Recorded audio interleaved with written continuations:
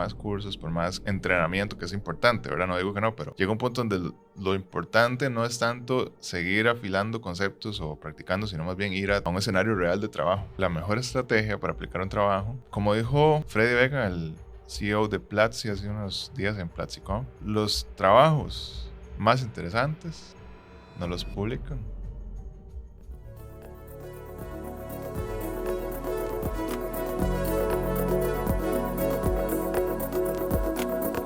Saludos, bienvenidos a un nuevo episodio de Liftercast. En esta ocasión vamos a tener un invitado muy especial, Alfredo Bonilla, un crack en la industria que nos va a hablar un poco sobre su historia y también vamos a tocar un poco el tema de la empleabilidad, que es algo pues de mucha tendencia en la actualidad, ¿verdad? Más con todo lo que ha estado pasando. Entonces, pues nada más, bienvenido, contanos quién sos, un poco de tu historia, qué es lo que haces.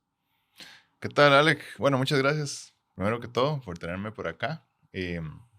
Bueno, para contarles un poco sobre mí, ya lo dijiste, mi nombre es Alfredo. Yo soy desarrollador de software desde hace bastantes años, unos 14 años por lo menos. 14 años. Sí. ¿Qué les puedo contar sobre mí? Bueno, durante todos estos años me ha gustado mucho, mucho, mucho la parte web. Web es como lo que me llamó la atención en su momento.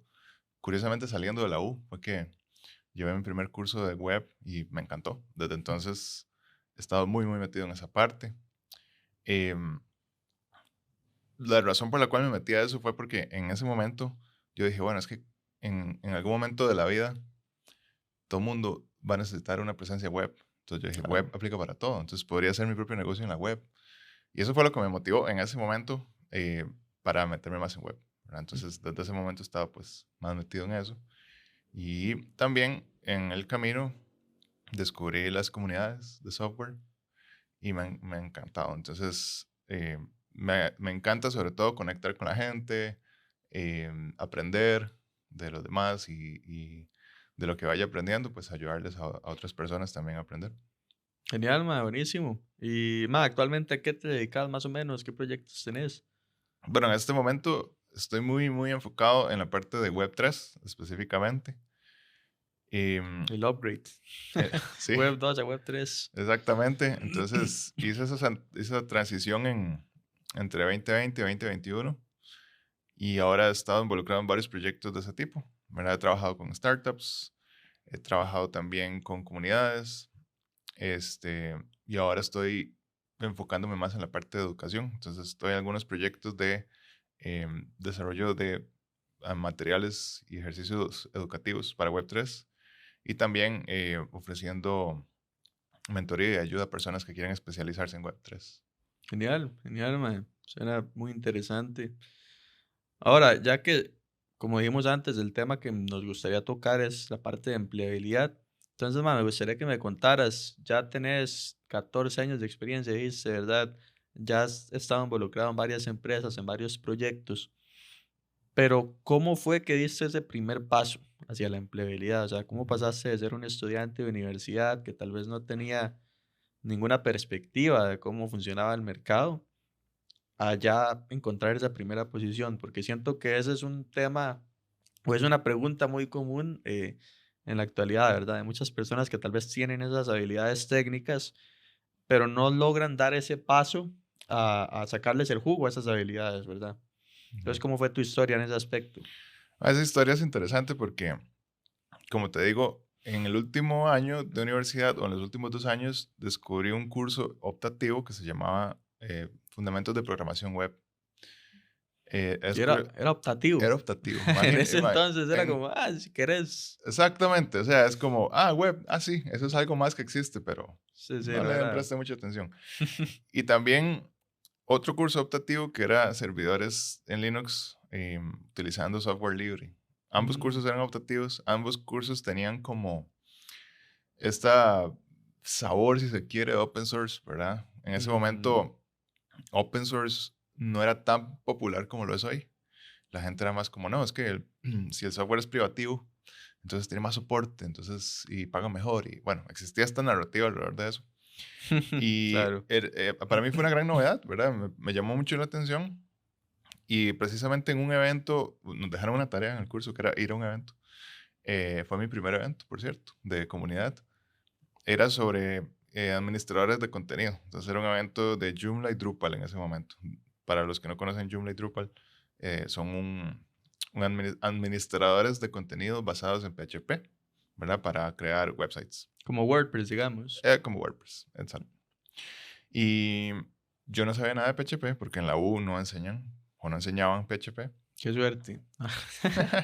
Sí, Es broma, es broma. en ese momento PHP era cool, así que, Sí, ¿verdad? sí, todavía.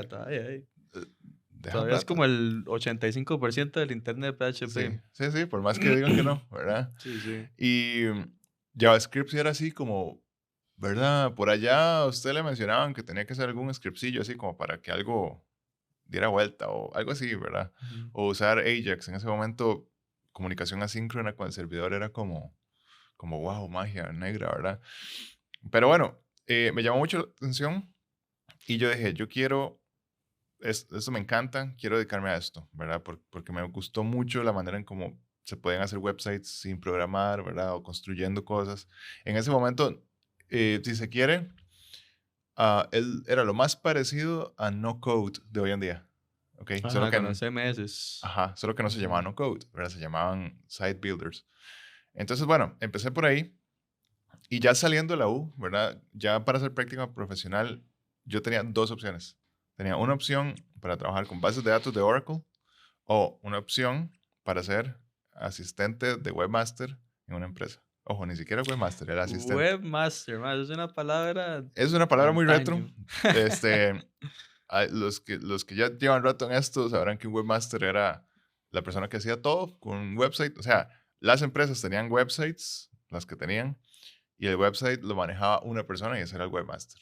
Y Mm, ese sí era full stack. Hacía todo, diseño, servidores, las páginas web, bueno. Entonces, yo dije, bueno, voy a hacer la práctica en esto de asistente de webmaster porque yo quiero irme por el lado web. Y recuerdo que tuve que piratearme unos cursos de PHP porque no tenía plata para pagar cursos y no tenía recursos, no habían tantos recursos en la internet para aprender. O sea, habían claro. algunos, pero no eran tan buenos. Y bueno, hice eso y el primer, digamos, ese fue el primer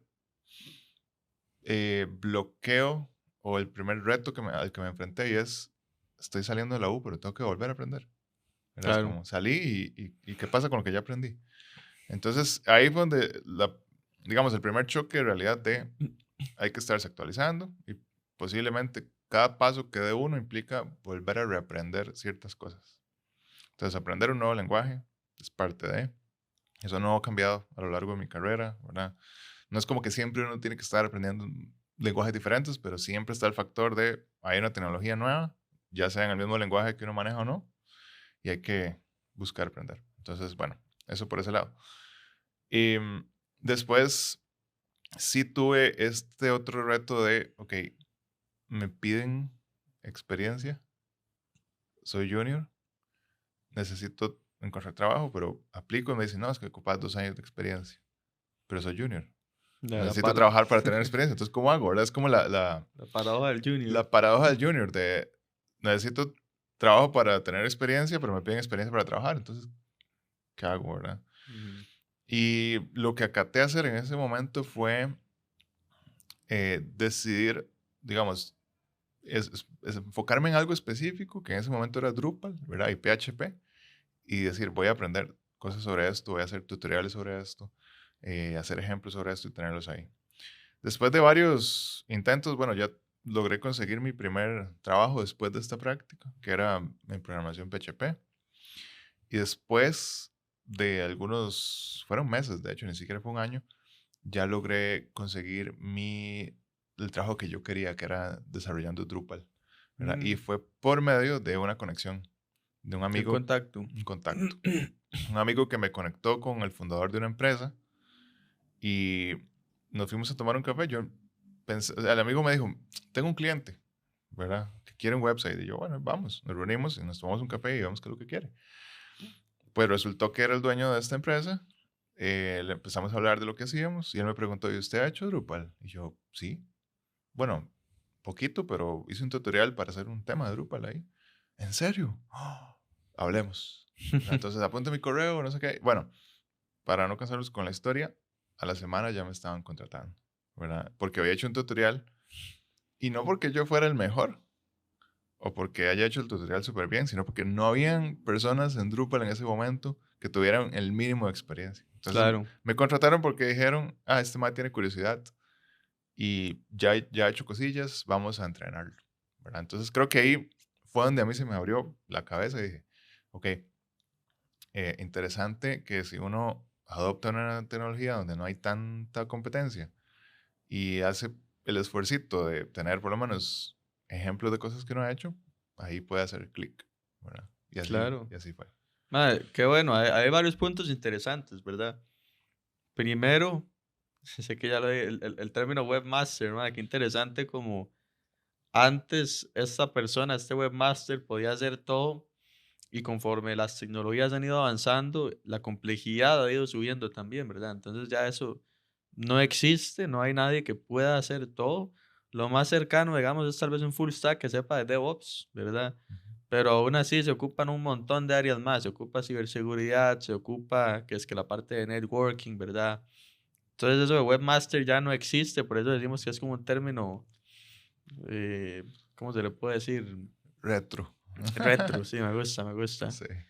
Em, y siento que ese cambio de dificultad y de complejidad en los sistemas también ha traído un cambio en cómo funcionan las cosas en el mercado, ¿verdad? Porque así como sube la complejidad de cómo desarrollamos un sencillo sistema ahí en Internet, también sube la barra de, ok, ¿qué habilidades necesita alguien que vaya a trabajar en un sistema de estos, ¿verdad? Ujú. Ya no se trata solo de saber tal vez HTML y CSS o JavaScript, sino que ya tenés que entender un poco de cómo funciona todo a nivel más amplio, ¿verdad? Ujú. Y otro punto importante que tocaste fue, bueno, y esto es más como un paréntesis, la parte de open source, qué interesante, mae, porque como vos decís, en ese entonces esto open source era como algo súper, súper, ¿cómo se le llama? De la deep web, mae, casi. Era como muy disruptivo, o sea, yo recuerdo que en ese momento open source era como, wow, o sea, si usted hace open source es un hippie, ¿verdad? Básicamente. Sí, sí, Entonces, sí. así era. Como muy underground, ¿verdad? Sí, y sí, era como bastante nicho, curiosamente. Ujú. Y ahora es súper común llegar a GitHub y que lo primero que te recomiendan en la web es buscar un repositorio open source en GitHub para basarte en él, por ejemplo, ¿verdad?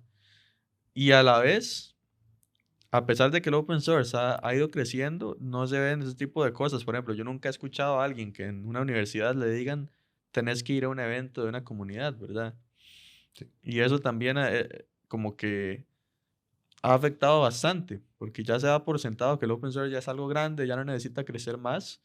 Y eso hace que las personas se encasillen en lo que saben y no quieran involucrarse en ese tipo de comunidades. Ujú. Entonces, mae, ¿qué tip le darías a alguien que tal vez está en ese proceso? Que tal vez estoy empezando, eh, siento que no sé mucho, tengo ahí como el síndrome del impostor y no me he involucrado en comunidades, pero tengo como el interés a... Sí, buena pregunta. Creo que hay varias preguntas, ¿verdad? En una sola. Creo que la primera, y eso que tocas de síndrome del impostor es como bien importante, porque muchas personas que van entrando a la industria nueva tienen como esta sensación de, uy, no estoy tan preparado, entonces me da miedo preguntar, o sea, me da miedo quedar en evidencia que no estoy tan preparado. Ujú. Y la realidad es que esa constante va a seguir por el resto de su carrera. O sea, no es como que uno nunca va a estar más preparado, sí, ¿verdad? Y llega un punto digamos que en el dominio de una tecnología que uno siente como, ya tengo las suficientes herramientas para enfrentarme a problemas y ya yo confío en mi habilidad de adaptar esta tecnología a un problema. Y si hay algo que no sé, ya tengo las bases para, digamos, aprender las pequeñas cosas que hacen falta para adaptar esta tecnología. Pero al inicio uno no sabe, ni sabe Claro. qué se siente eso tampoco, porque no tiene experiencia. Entonces, creo que lo más importante es mantener esa, digámoslo así, mente abierta de seguir aprendiendo y equivocarse, hacer preguntas y exponerse, no importa. O sea, lo más importante al inicio es seguir aprendiendo, seguir conociendo, ¿verdad? Seguir haciendo preguntas, relacionándose con comunidades y así, es bien importante, ¿verdad? Claro. Y Sí, mae, otro tema importante que tocaste es el de las conexiones, ¿verdad? Y eso se, digamos que va de la mano con lo de las comunidades, porque la mayoría de esas conexiones que uno va haciendo en el camino, las haces o en el brete, que obviamente no tenés brete si estás buscando ese primer brete, o en las comunidades, ¿verdad? Entonces, yo siempre le digo a la gente, mae, más allá de las habilidades que uno tenga, que obviamente son importantes, lo que más nos suele ayudar a uno es eso, el conocer a alguien que tal vez tenga una empresa o que conozca a alguien que tiene una empresa o que conozca algún desarrollador de una empresa que está necesitando desarrolladores, ¿verdad?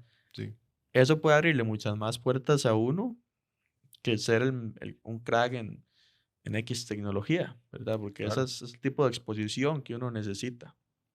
Claro, es igual, o sea, yo trato como de extrapolar esto a los productos, ¿verdad? ¿Qué pasa si usted tiene un productazo, ¿verdad?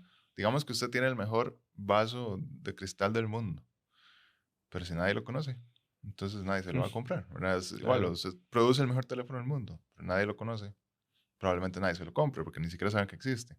Entonces, y al inicio es una mezcla de ambas cosas porque hay que seguir puliendo habilidades técnicas, pero llega un punto que por más tutoriales, por más cursos, por más entrenamiento, que es importante, ¿verdad? No digo que no, pero llega un punto donde lo importante no es tanto seguir afilando conceptos o practicando, sino más bien ir a ya meterse a la selva y, ¿verdad?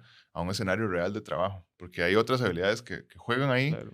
un gran papel, como comunicación, como conexión con las personas, como procesos de desarrollo de software, metodologías, todas estas cosas que hasta que uno no está ahí no los va a entender. Entonces, al inicio, yo siempre propongo, y esto tal vez es una opinión no tan popular, al inicio uno quiere llenar el currículum de todo lo que hizo en la U o todo lo que hizo en el curso, ¿verdad? Entonces uno pone PHP, bueno, ya no PHP, pero pone JavaScript, pone C Sharp, pone Java. jQuery por J- ahí. si pone Eso- jQuery ya tiene sus añitos de experiencia, ¿ah? bueno, la SUS ve jQuery todavía, Eso mae. es cierto. Bueno, sí, Ese eso es es el cierto. problema. Eso es cierto. Y la gente pone Angular. Bueno, y ponen ahí, parece, ¿verdad? Usted ve el perfil, 1000 tecnologías. Y eso es un error, porque eso lo que denota es falta de claridad, lo cual no, vamos a ver, entiendo de dónde viene y entiendo que sucede. A mí me sucedió, ¿verdad? Pero eso es precisamente el problema, ¿verdad? Si usted no tiene claro exactamente a qué le está apuntando, entonces usted le apunta todo a ver en cuál pega. Y Claro. entonces, lo que uno cree al inicio, lo que me pasó a mí, es, entre más demuestre yo que soy un poquito de todo, entonces quiere decir que soy más apto para ser empleable, ¿verdad? Entonces, algo a lo largo de los años, ¿verdad? Llegar a esta conclusión me ha tomado mucho tiempo, la verdad, no quiero, digamos, o sea, entiendo por qué la gente no llega a esa conclusión al inicio, es porque cuesta mucho entender eso. Pero en la medida que uno pueda seleccionar algo, un nicho específico que le guste, tanto de tecnologías como de industria, digamos, por ejemplo, pensar, ok, a mí me gustan los videojuegos, yo quiero desarrollar videojuegos. Entonces, ¿por qué no empezar a hacer conexiones con personas, generar ejemplos de desarrollo de videojuegos, entender más sobre la industria, ver qué empresas hay, ver qué puestos de trabajo hay, ver cuáles son las comunidades en el país donde uno está, si es que las hay, y si no, ¿por qué no crear una? ¿Verdad? Donde una comunidad puede ser una reunión de tomar café entre varios otros fiebres, ¿por qué no? Todos esos Claro. elementos para entender qué hay alrededor de ese contexto y poder ajustar el perfil de uno, buscar los ejemplos correctos, conectar con la gente correcta. De otro modo, usted llega y no sabe con quién hablar, ¿verdad? Que igual, si usted visita diferentes comunidades, le va a ser más fácil entender cuál nicho le gusta, porque al inicio tampoco sabe. Entonces, de cualquier manera, ir a conectar con personas, con comunidades, le va a dar un poco más de perspectiva hacia dónde tiene que apuntar sus energías al inicio. Que yo creo que lo más importante al inicio es saber un poquito de cómo funciona todo, pero darle a una cosa y hacerlo muy Ajá. bien. Sí, de hecho te iba a decir, mae, yo la verdad no considero que esté mal el tener, digamos, que una gama medianamente amplia de tecnologías en el currículum, por lo mismo que hablábamos antes, de que ya no es como que puedes desarrollar un sistema en una tecnología, ¿verdad? Ya Ujú. de fijo vas a necesitar por lo menos unas 3 o 4. Entonces, si yo veo un currículum de alguien, no sé, que tal vez sabe un poco de frontend y un poquito de backend, ya eso me da, para mí es como un thumbs up, porque Ujú. es como, ok, ma, se nota que tu enfoque es frontend, pero también tenés la perspectiva de cómo funciona el backend, ¿verdad? Ujú. Entonces, esa perspectiva más amplia va a ser súper útil a la hora de hacer troubleshooting, a la hora de tal vez buscar una mejora en el sistema, porque ya sabes más o menos en qué parte, en qué parte del sistema iría esa mejora, ¿verdad? Sin embargo, el problema es cuando la gente, como decís, llega y agarra una bolsa y agarra todo Eso. lo que pueda en la bolsa, ¿verdad? Que tal vez, y he visto mucho eso, que hay gente que llega y pone que sabe de front-end, pero también sabe diseño de UX y también sabe SEO y todo este montón de cosas que obviamente son útiles, pero lo más probable es que en una empresa van a necesitar un experto en estas áreas. O sea, vos no vas a tocarlas en ningún momento. Ujú. Entonces es como tener un cero a la izquierda, lo que hace es generar ruido en el currículum. Eso. Y de hecho siempre es bueno también, y eso lo he hablado con varias reclutadoras, reclutadores, el tener currículums, digamos que no específicos para cada posición, pero sí específicos como para cada nicho, por así decirlo. Ujú. Es decir, si yo voy a aplicar, si tal vez tengo conocimientos en frontend y backend, está bien, puedo ponerlos, pero obviamente si voy a aplicar una posición que es estrictamente backend, yo quiero que mi currículum se vea como un currículum de alguien especializado en backend, ¿verdad? Eso. Si voy a aplicar una posición de frontend, yo quiero que mi currículum se vea más como un especialista en frontend con habilidades de backend, ¿verdad? Ujú. Entonces, esa especialización, siento que es la clave ahí, ¿verdad? Sí, y cuando usted ya tiene años de experiencia y ha tocado un montón de cosas, ahí se tiene que tener varias versiones de su currículum. Pero Claro. cuando usted está empezando, usted no puede tener varias versiones, tiene que tener una. Y tiene que tener una no solo para su currículum, sino para usted como especialista en tecnología, porque ese va a ser el camino que va a usar para enfocarse en su estudio. Entonces, conforme usted va estudiando, le va a ser mucho más útil enfocarse en una cosa. Y cuando digo una cosa, no es solo React en el currículum, ¿verdad? Ujú, Sino ujú. puede ser un stack y puede ser un stack que se use en conjunto, ¿verdad? O más bien, un conjunto de tecnologías que tenga sentido utilizarlas juntas. Por ejemplo, a lo que voy con esto es, recuerdo una persona que una vez me dijo, es que yo soy junior y ya sé Next.js, ya sé React, ya sé CSS, HTML, JavaScript, un poco de TypeScript. Entonces, bueno, ya íbamos entendiendo que es un perfil más frontend. Sé un poquito de Node, lo cual está bien, pero ahora me falta GraphQL. Si no sé GraphQL, entonces no voy a aplicar a ningún trabajo porque me hace falta GraphQL. Entonces yo le digo, bueno, en ese momento recuerdo que ya varios años trabajando, yo no había tocado GraphQL tampoco, en ningún proyecto, ni me había puesto a leerlo. ¿Verdad? Debería haberlo hecho. Eventualmente ya me tocó, ya lo aprendí, pero en ese momento yo le dije, no, yo tampoco soy GraphQL, ¿verdad? Y no he tenido ni un solo problema por eso. Entonces, no es como eh, limitarse o confiarse solo en unas cuatro cosas, es más bien, aproveche esas cuatro cosas que son muy importantes, hágalas muy bien y después va metiendo poco a poco, pero no se limite por eso, ¿verdad? Claro. Y no trate de arrojarle todo el stack o muchos de stack ahí, .NET y Angular y Vue, porque eso ya, uno como reclutador, ¿verdad? Por las veces que me ha tocado contratar, uno lo ve y uno dice, es que esta persona no ha hecho todo lo que podía, pero no está enfocada en una cosa, ¿verdad? Claro, totalmente, mae. Y de hecho, eso me lleva a otro punto que tocaste antes, más o menos, y es que vos en qué, o cómo, qué consejo le darías a alguien que tal vez está en esa posición en la que ya sabe bastante, pero no se siente preparado para empezar a aplicar? Yo siento que eso es algo muy común también, estar como en ese limbo de, ok, ya sé desarrollar cosas, ya tengo proyectos, pero no me siento preparado. Ujú. Tal vez por eso que dijiste, tal vez siento que me falta GraphQL. Y lo que suele pasar también es que aprenden GraphQL y ya después sienten que necesitan otra cosa, ¿verdad? Ay, no, necesito aprender un modelo PubSub, necesito aprender algún message broker. Y van aprendiendo y aprendiendo y al final se les va olvidando lo que sí sabían bien. Ujú. Entonces están ahí como en un ciclo infinito, ¿verdad? Sí. Entonces, mae, ¿cómo hace uno para ya quitarse ese miedo y ya empezar a aplicar, digamos? Sí. Yo creo que lo más importante es entender, primero, cómo están construidas las ofertas de trabajo y cómo se gestionan, ¿verdad? Usualmente hay ofertas de trabajo que están pésimamente construidas. No voy a decir que todas, pero hay unas que sí. Y a usted le tiran el candidato ideal soñado unicornio ahí. Entonces usted le dice, no, es que tiene que saber cloud, ¿verdad? Tiene que haber trabajado con AWS, tiene que saber Next.js, tiene que saber GraphQL, TypeScript, ¿verdad? Kubernetes, ojalá. Es un Eh, clásico, sí, sí, sí. sí, y Figma, y tiene que saber de UI para que trabaje con los diseñadores, y tiene que saber cosas de Scrum, Y project management, sí, sí. ajá, ¿verdad? Tiene que saberlo todo.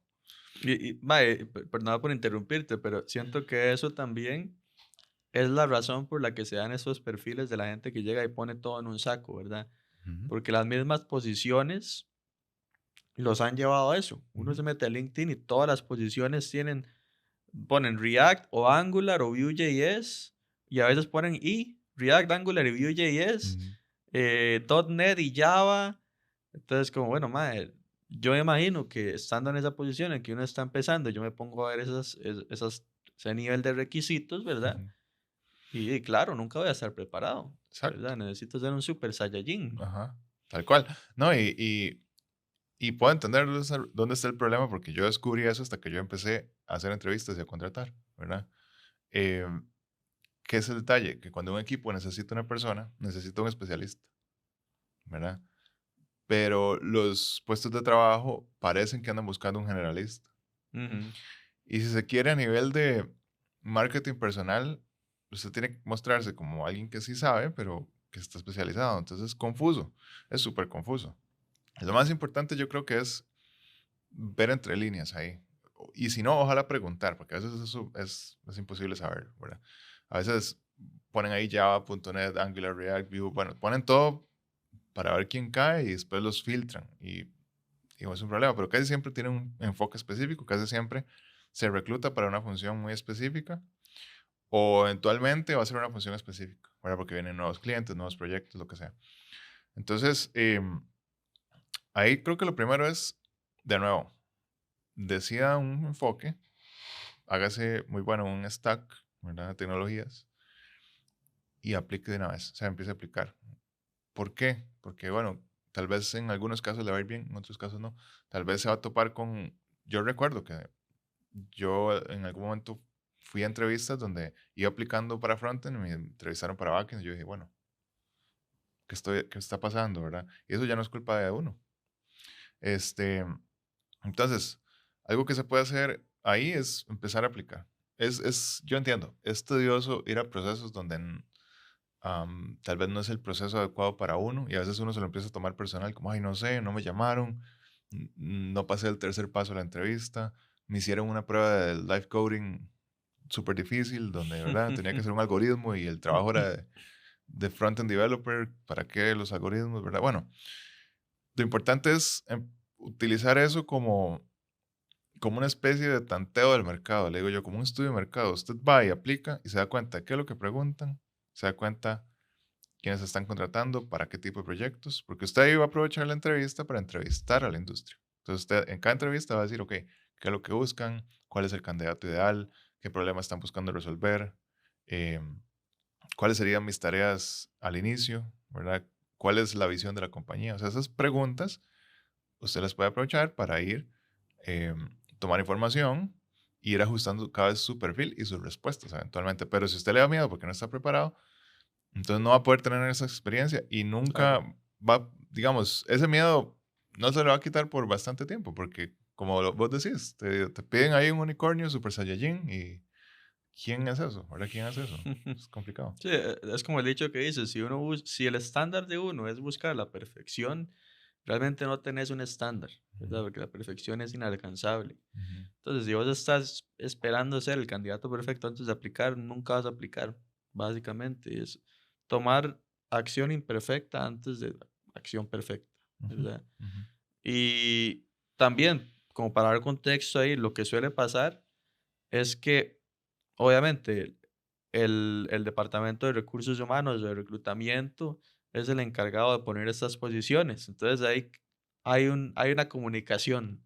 ujú. ¿Qué es lo que pasa? Esa comunicación suele ser un teléfono chocho, ¿verdad? Porque estamos con un equipo técnico que tiene requisitos técnicos y tienen que comunicar estos requerimientos a un equipo que no tiene experiencia técnica, ¿verdad? Entonces, un ejemplo que siempre doy es .NET. ¿Por qué? Porque .NET tiene como 1000 versiones, ¿verdad? Está .NET Framework, .NET Core, ASP.NET. Entonces, claro, yo le hablo de eso a un reclutador y para ellos todo es lo mismo. Una persona técnica sabría que no, pero ahí en esa línea de comunicación se perdió esa especificidad y por eso es que terminamos viendo ese tipo de puestos donde piden Java, .NET, Rust, Golang, y al final entras al proyecto y te das cuenta de que solo usan uno de esos. O tal vez los usan todos, pero a vos te va a tocar usar uno, ¿verdad? Entonces, de nada sirvió tener ese montón de requisitos ahí, Ujú, son solo ruido. ujú, Y también otra cosa que siempre le digo a la gente es, mae, el peor escenario de aplicar a un trabajo para el que no estás preparado, tal vez, ¿verdad? Porque lo más probable es que sí, es que no te contraten. ¿Y cuál es la pérdida ahí? De nada, ¿por qué? Porque tuviste la experiencia. Llevaste la entrevista, tal vez te reventaron, pero ya sabes cuáles son los puntos de mejora que tenés, ¿verdad? De hecho, yo recuerdo antes de pegar mi segundo trabajo, porque el primer trabajo que yo tuve lo pegué por una pasantía. Cuando empecé a aplicar para conseguir ese segundo trabajo, recuerdo una entrevista muy puntual, que de hecho creo que había sido en el First Factory, mae, donde así fue la primera entrevista que yo tuve aparte de esa empresa en la que empecé, y yo quedé así frío, sentado así en el escritorio, mientras me hacían preguntas y preguntas, yo decía, no sé, no sé, no sé, no sé, no sé, me sentía como un interrogatorio de la CIA, güey.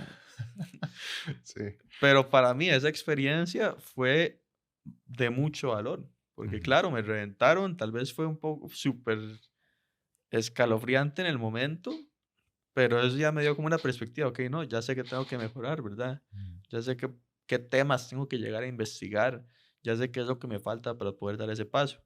Después tuve una segunda entrevista donde igual me reventaron, pero no tanto, porque ya tenía ahí una mejoría, entonces ya en esa segunda entrevista tuve puntos más específicos que mejorar y ya después llegué a la tercera entrevista, me fue bien, ya en la cuarta la pegué, ¿verdad?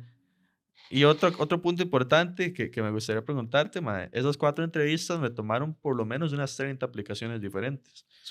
Siento que la gente no tiene eso tan claro, el cuál es el volumen que necesitas. Hay gente que llega, aplica 3 trabajos, ay, no me llamaron, qué difícil. O sea, así no es la vara. Sí, Es un numbers game, ¿verdad? A sí. vos, más o menos, ¿cuánto te tomó en aplicaciones que dijiste antes que aplicabas y aplicabas? Más o menos, ¿cuánto tuviste que aplicar para llegar a una entrevista? Esa es una muy buena pregunta. Este, quería dejar un hack. Digamos, si vos estás aplicando por primera vez, ¿verdad? Para tu primer trabajo, pero te das resistencia de, uy, no estoy preparado, preparada para esto, ¿ahora qué puedo hacer? Una táctica que yo uso y le recomiendo a las personas es pensarlo como, voy a hacer estas entrevistas que vienen para probar qué se siente.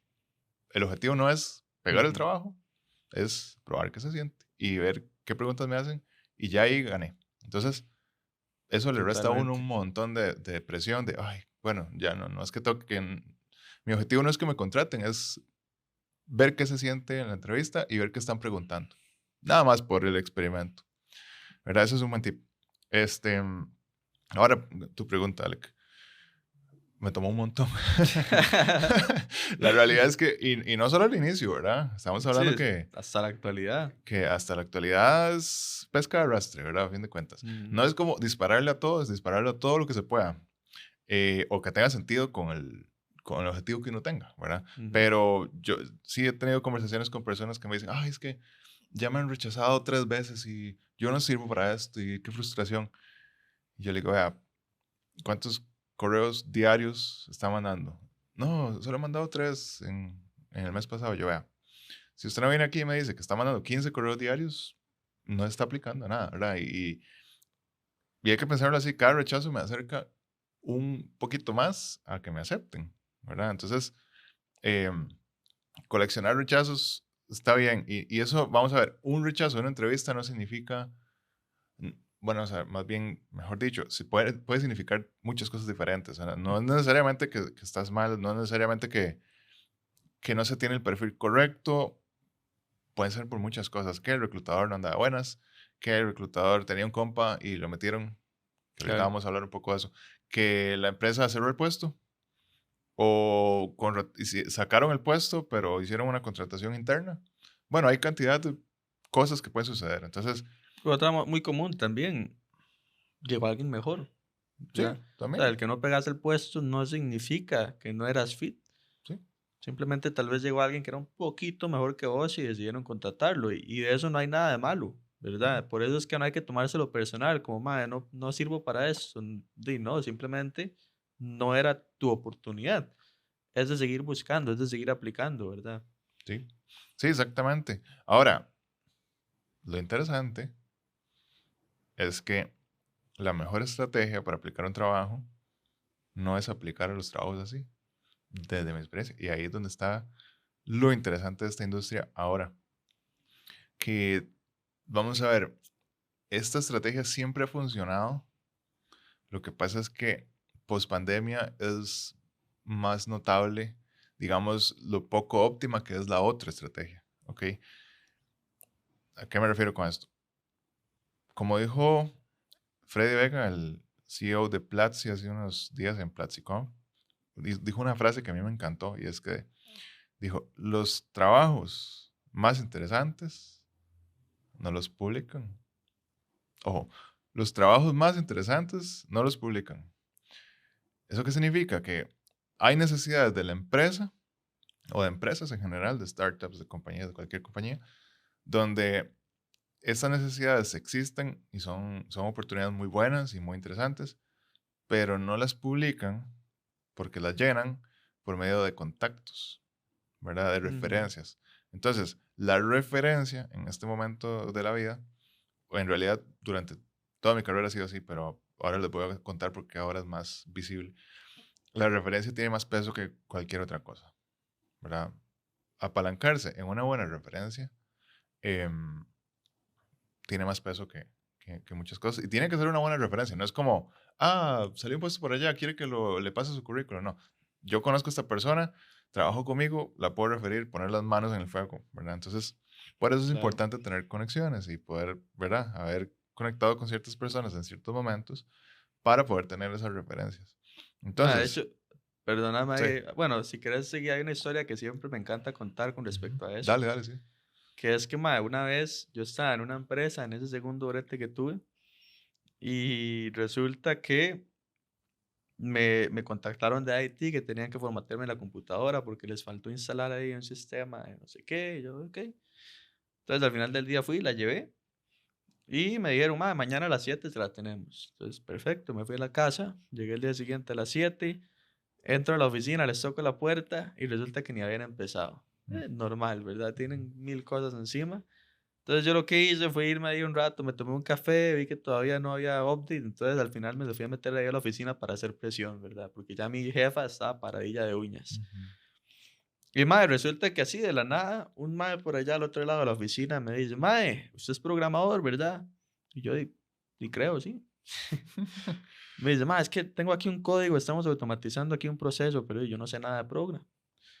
Entonces llego yo, lo veo, el mae tiene este típico código donde tiene como trabajador uno, trabajador 2, trabajador Ajá. 3, así, puras variables para todo. Entonces yo llegué, agarré todo, lo puse en un array, ¿verdad? Hice un loop ahí, el código como de 40 líneas quedó como en 10 líneas. Y claro, todos quedaron como locos en la oficina. Mae, vean qué pilludo este mae, no sé Ajá. qué. Disculpen ahí la El palabra. francés. Y nada más, ahí terminó. Ya todos quedaron felices, el código les funcionó. Yo me fui para la casa, mae.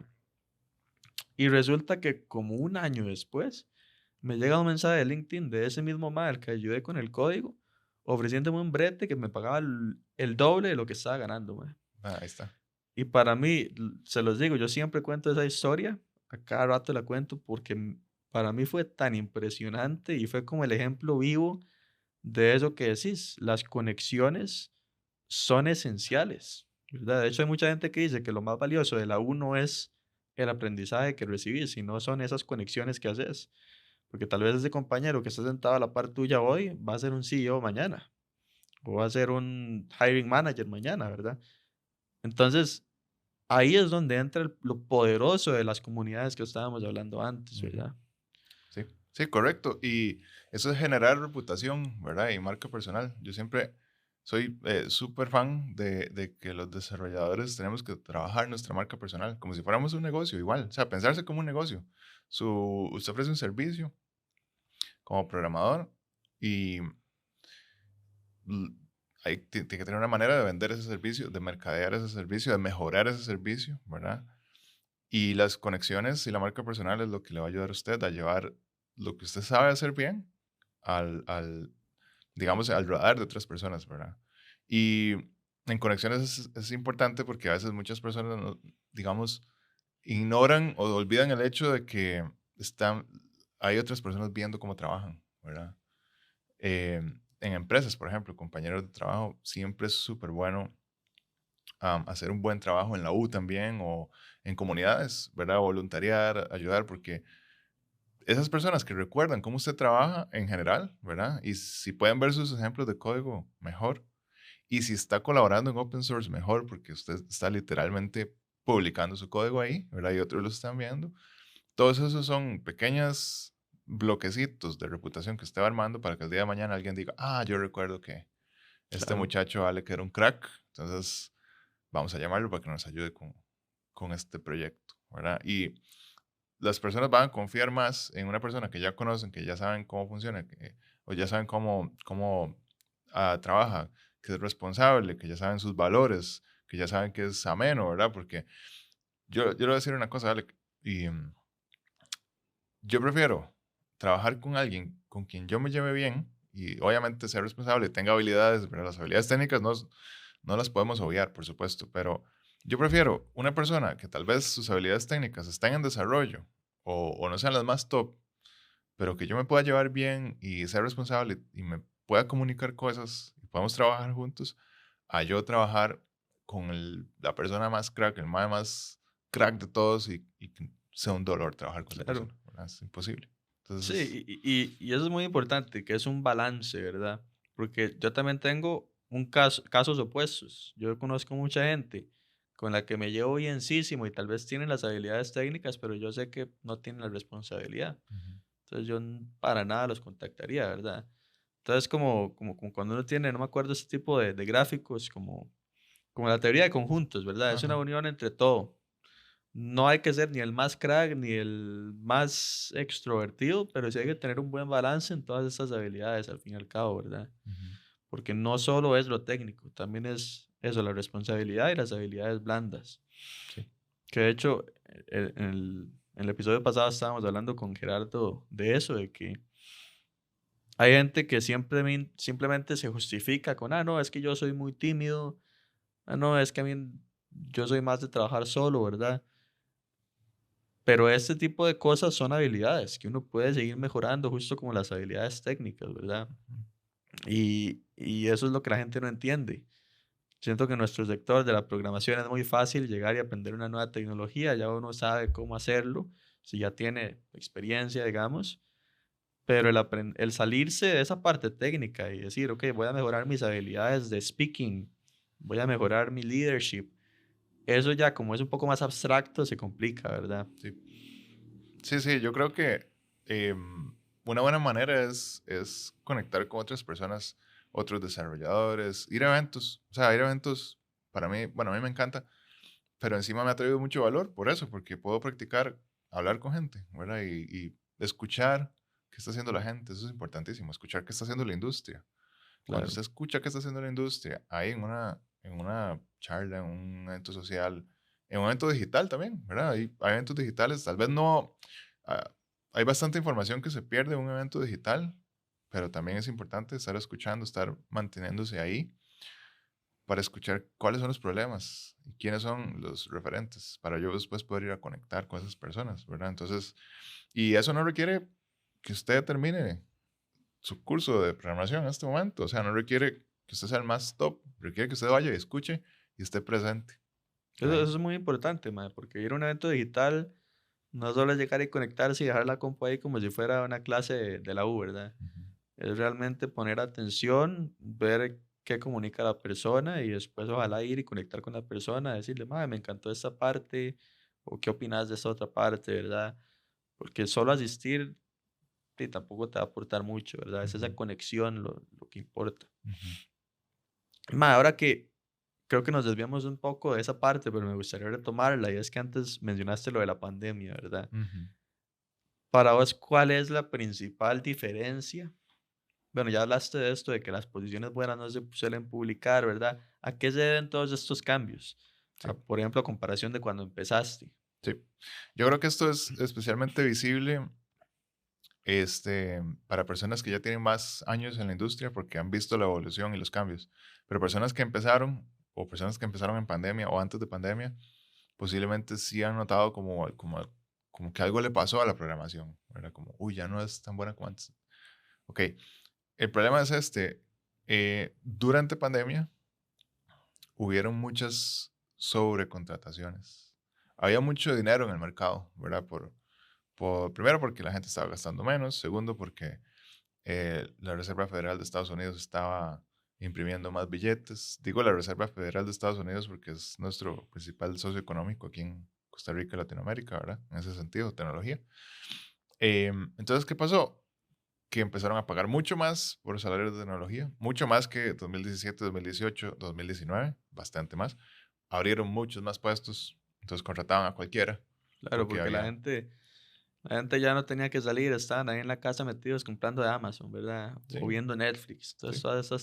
todas esas empresas de tecnología empezaron a subir como espuma, básicamente. Sí, y más de uno dijo, estoy aquí en pandemia, voy a convertirme en programador porque no estoy haciendo nada, solo También. estoy en la compu. Entonces, bueno, todo este fenómeno desembocó en que había muchas más personas poco preparadas en el mercado ganando más plata de la que deberían, en resumen, o salarios más inflados de lo que deberían. Entonces, el problema con esto fue que hubo un pico de alza en salarios en contrataciones y ahora se reguló. O sea, ahora estamos a los mismos niveles que estábamos por ahí de 2018, 2019. La diferencia es que ahora sí se siente la competitividad a la hora de entrar al mercado. No, hay un montón de oportunidades y hay un montón de trabajo y hay muy buenos salarios. O sea, es que los hay. Pero ahora se requiere de una buena estrategia, ¿verdad? Entonces, esa es la diferencia. Y yo creo que, recapitulando, Alec, un poquito, podríamos tal vez eh, listar, ¿verdad? ¿Cuáles son los puntos más importantes de esa estrategia? Me gustaría saber qué le dirías vos a las personas también, ¿verdad? Desde ese punto de vista, ¿cuál es la mejor estrategia 2024 para conseguir un trabajo? Uf, la mejor estrategia 2024 para el trabajo en tech, man, esa Ajá. está buena. Mae, pues primero, tomando en cuenta lo que mencionaste, ¿verdad? De la mayoría de buenos puestos se dan por debajo de la mesa. Lo más importante, en mi opinión, es esa parte de conectar, Ujú, ¿verdad? Conocer. Porque nada haces en la casa teniendo los mejores skills técnicos, incluso las mejores habilidades blandas, si no tenés a nadie que te pueda dar la mano, ujú, ¿verdad? Si no tenés a nadie con quien poder conectar o con quien poder bretear en en un proyecto. ujú, Entonces, lo más importante, y es algo que siempre le digo a mis estudiantes también, es empezar a tener esas conexiones, empezar a exponerse al mundo, a la comunidad, empezar a conocer personas que tal vez ya pasaron por donde está uno, que tal vez ya están en un nivel óptimo, o incluso otras personas que están empezando, ¿verdad? Porque como dijimos antes, esas personas van a llegar a estar en ese punto óptimo en algún momento. Eso es esencial, ¿verdad? Y sé que ya hemos tocado esto mucho, pero mejor, porque así reiteramos la importancia de las comunidades, ¿verdad? ujú, Empezar a asistir a eventos, empezar a contribuir en open source, ¿verdad? Siento que el problema ahí es lo que te decía antes, es como, siempre hay como un miedo de por medio, uy, más, estaré preparado. ¿Será que voy a ir a hacer el ridículo? Entonces, mi tip para las personas sería quítense ese miedo, que hay un montón de personas como ustedes en este momento, más por lo que dijo Alfredo, ¿verdad? De que la pandemia trajo una gran popularidad al área. Entonces, actualmente hay muchos juniors, hay muchas personas que están aprendiendo todavía y no todas están con esas ganas de conectar. Entonces, las que sí hacen ese paso extra, el que sí dan ese, los que sí dan ese esfuerzo extra, son los que van a llegar a destacar del montón, ¿verdad? Entonces, para mí eso sería lo esencial. Mm, excelente, excelente. Ok. Bueno, de mi parte creo que consejos 2024 para encontrar el primer trabajo. Primero, yo pensaría en elegir bien una especialidad, un nicho, ¿verdad? Ojalá un nicho de la industria que te llame la atención, que digas, me encantaría entrarle a esto, ¿verdad? Yo siempre pongo el ejemplo de gaming, no porque yo haga desarrollo de videojuegos, sino porque a mí me encantan los videojuegos y podría haber sido un nicho en que me hubiera metido, al final decidí web. Puede ser cualquier otro nicho, ¿verdad? E-commerce puede ser, bueno, Web3, ¿por qué no? También. Decidir qué stack de tecnologías voy a utilizar ahí y quiénes son los jugadores de esa industria. O sea, quiénes están ahí, cuáles empresas, cuáles proyectos son open source. Empezar a conectar con esas personas, esos eventos, para empezar a generar estas conversaciones de valor, ¿verdad? Este insight de qué es lo que tengo que aprender y cómo ajustar mi perfil para eventualmente en una de estas conversaciones en comunidad yo escuchar qué es lo que la industria necesita, yo poder decir, yo te puedo ayudar ahí, ¿verdad? Claro, Hacerlo sin miedo, aplicar igual, ¿verdad? Si aplicas un trabajo, aplicar igual sin miedo por el mero hecho de tener toda la información necesaria para poder ajustar bien el perfil y ajustar bien el rumbo de lo que estoy aprendiendo. Y importante, hacerlo constantemente. O sea, esto sin constancia no sirve, no es, lo hago un día, mando hoy un montón de currículums y ya no hago nada más y ahí me espero, ¿verdad? No, esto es un trabajo de constancia, desarrollo de marca personal, del perfil y por supuesto habilidades técnicas que eso no se va a detener nunca. claro. Mae, hay otro punto importante que tenías de hace rato y es la especialización en un mercado. ¿A qué me refiero con eso? Más allá de la parte tecnológica, a mí algo que me ha ayudado mucho es que por cosas del destino, porque no es algo que yo elegí, he trabajado mucho en el sector médico, por ejemplo. Ujú, Entonces, ¿qué es lo que pasa? Eso ya me daba puntos cuando aplicaba a otra empresa en el sector médico. ¿Por claro. qué? Porque ya conozco la industria, ya conozco más o menos cómo se ve una base de datos en ese sector, Ujú, cuáles son los procesos, ¿verdad? ¿Qué procesos suelen tener los usuarios? Entonces, más allá de especializarse en una tecnología, yo siempre recomiendo a la gente eso, que cuál es el sector, cuál es el mercado en el que te gustaría participar, ya sea el sector médico, ya sea el sector de e-commerce, ya sea el sector, no sé, de finanzas, la fintech, ¿verdad? ujú, Ese tipo de especializaciones son súper ujú. poderosas, porque incluso ya una vez que estás montado en un sector, ya una vez que tenés la experiencia, puedes moverte de área tecnológica fácilmente. Tal vez, no sé, sos front-end, te mueves a una posición back-end en ese mismo sector en el que ya estabas, o te mueves a un proyecto Web3 en ese sector en que ya estabas, pero ya tenés como esa carta de presentación, ¿verdad? Claro. Claro, es muy diferente una conversación de, yo soy frontend y hago React, ¿y cómo resolverías este problema? Le pongo server-side rendering. Ah, es que yo estoy seguro, yo sé que en el sector de finanzas necesitamos visualizaciones de muchos datos, entonces yo utilizaría Mm, esta tabla y optimizaría los datos de esa manera para que carguen de manera óptima esta gran cantidad de datos, porque ya yo lo he hecho o lo he visto en estas otras aplicaciones. Es totalmente diferente, le estás vendiendo al negocio ahí, no estás claro. vendiendo al teclet. Entonces, importante, por eso es importante eso de tomar una especialización. Y no es como que sea lo último que vas a hacer en la vida. O sea, después puedes cambiar, ¿por qué no? Pero Ujú, al inicio, importante elegir, ¿verdad? Yo sé que cuesta porque todo es muy cool en la vida, pero importante elegir algo, ¿verdad? claro. Sí, y eso está muy buena, ma, porque al fin y al cabo las tecnologías son herramientas, ¿verdad? Pero por lo que vos estás trabajando no es por tener un código bonito o por tener un sistema escalable, es porque los clientes de ese sistema pueden llegar a tener su valor, ¿verdad? Ya sea que les llegue un paquete a la casa o tener una cita médica o lo que sea. Ese es el fin de todo esto, el desarrollo como tal. Entonces, si vos entendés bien cómo funciona ese proceso detrás de cámaras, más allá del código, ya tenés una ventaja a la mayoría de personas que se centran solo en eso, ¿verdad? Y, madre, te quería hacer una pregunta, ya que mencionaste, bueno, todo lo que hemos estado hablando, ¿verdad? Las comunidades, también esto de la especialización. eh, ¿Qué tips le darías a alguien que, de nuevo, está empezando, no ha tenido ese contacto con las comunidades? O sea, ¿cuál sería como ese first step? Sí. Y lo digo porque es muy fácil para nosotros decir, más sí, ve a eventos y todo, porque ya conocemos qué eventos hay. Ujú. pero ¿cuál sería como un punto de referencia al que yo puedo llegar y decir, ok, ya estoy más informado de los temas que hay en la industria, en mi localidad, por ejemplo? Sí. Bueno, si ya estás aquí escuchándonos, ese es un muy buen primer paso, ¿verdad? Definitivamente.